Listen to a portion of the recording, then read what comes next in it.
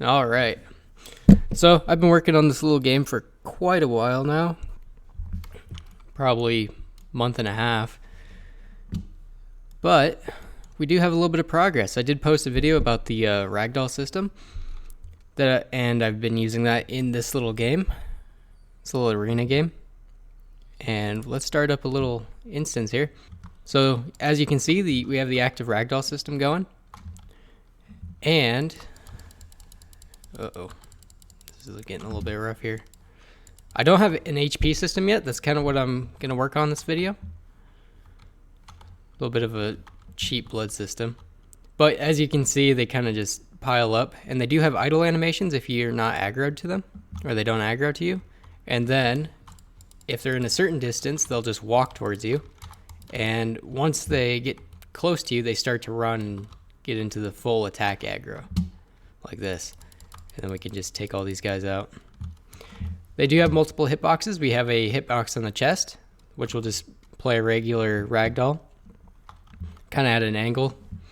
But if you hit him in the head, boom, a little bit of a head explosion. We're getting a little bit lagged out from all the characters spawning. But it's a little bit cool. Yeah. All right. So what we're going to work on today is just a little bit of cleanup and optimization. I don't know how long. I'm probably going to spend at least 2 hours working on this. But what I want to do is make it so instead, right now, all I have is an empty, that it has a little player cap on it that I'm not using. In fact, I can actually change this. So make that cap, go to here. Right now it's set at 7 enemies. So when cap equals 1, oh, okay. Count to 4. All right, so what we need to do is add another property over here and set the cap value back down to 0. That way it'll start spawning them again. We're actually gonna click on this. So if you want to get to this little layer system here, all you have to do is click on this little plus icon right here. Click on that, it'll bring you this little table. And the bottom ones are the actual nodes over here, so your actuators. If you do not have these selected, you will not be able, the actuators won't work. So you'll end up with stuff that's just not working in your game. It becomes very frustrating when you realize that all of your work doesn't work. But the ones on top don't matter. If I just select this, it'll hide all of my sensors, but it doesn't actually affect anything. We need to go to the game properties for the objects. Click on this, add a property that is zombie, because this is what the projectile is actually reacting with. It doesn't really matter, you don't have to change any of this. All you have to do is add the zombie variable or property. We're just going to do this to all of these. In fact, I'm just going to click on the head, click on this and this. So I can press spacebar and say copy, and then just go down until you find copy game properties. And now if we click on all these, they have the same property, which is really helpful.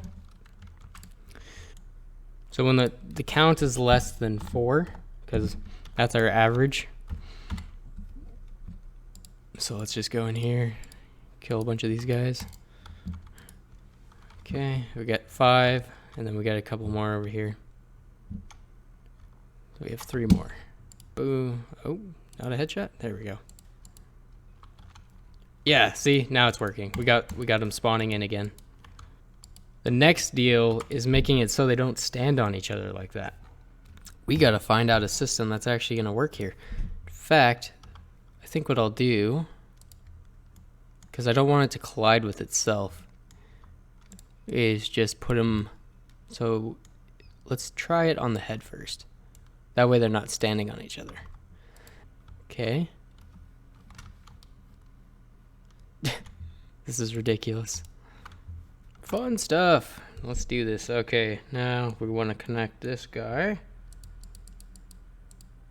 So something to be aware of, if the reason I added another and sensor here, it's because if you connect this distance and then this distance to the same AND node, basically the object will have to collide with both objects here to actually activate. So adding another AND sensor and then connecting it into this node will let them activate at separate times. Let's move this to the center of the body because it's not going to react with either of them. So they're not touching each other now. But these guys are still standing on each other. Okay, so change the sensor to rigid body and then see what it does. Okay, still working because it's not colliding with either of these objects. Try this again. There we go, so it's working now. So if they touch each other, it pushes them apart. Actually, it should spawn them doubles on each other. Yeah, so they'll just stand next to each other now and do this whole nonsense. Good, we fixed a problem. That was the big objective. Now, as I said, I was going to show you how I did the blood system in this little simple blood system here. And while we're talking about this, I'm going to work on fixing the little particle system when you shoot the zombies. So what I did is I have an empty on both of these models. So there's two different models. There's the shot in the chest model, which is over here, I believe, and then the headshot model. So if you shoot them in the head, their heads explode. So what happens is if you get a headshot, the model will change. So it spawns two different models if you shoot the head hitbox, and it will activate this little empty here, which just shoots, I believe we go over. So it'll spawn a blood instance that I made, and it has a spray time. So if basically the same system I did for the spawning, except it actually works properly. It has spray time and time.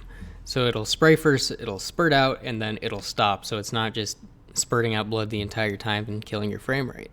Then, so if I just press play here, you can see it just gets that little spawn. Over here, when the projectile collides with a zombie, it gets that little spray. In fact, let's go to the spray instance.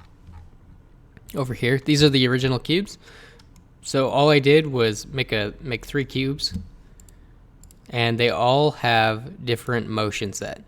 So each one has a different set motion, and it's a force. Instead of being a linear motion, which would just mean it travels in the same distance forever at the same speed, it's on force. It'll give 250% force to the object for a limited amount of time, and then it just falls on the ground. And after it collides with the ground object, it suspends dynamics. So that's how you get the blood on the wall.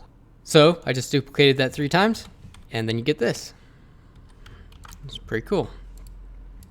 Except it's using the scale data from this object instead of just spawning the right size.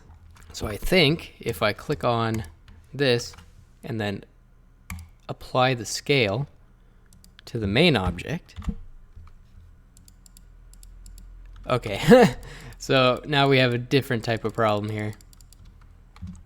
Now it's spawning them as these huge red cubes, which is, how do I say, obnoxious.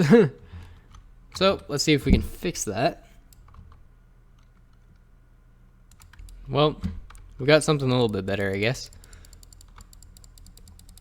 So we just made the laser into, I guess, projectile bullets. So it still works. Small blood splats. Kind of what we're going for. I guess it doesn't have to be over the top. I'd like a little bit larger projectiles, but that'll work. I mean, I wouldn't say it's a fix, but it's better.